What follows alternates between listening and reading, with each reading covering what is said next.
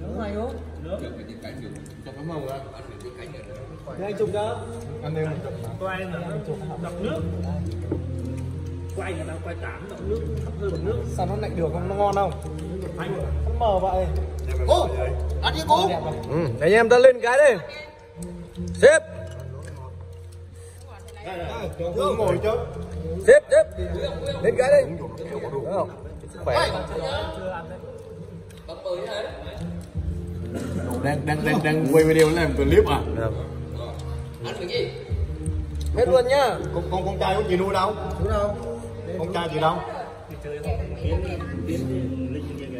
Cả nhìn nuôi bán nó về, chúng đưa về rồi. Chấm rồi, được. Ăn nói được.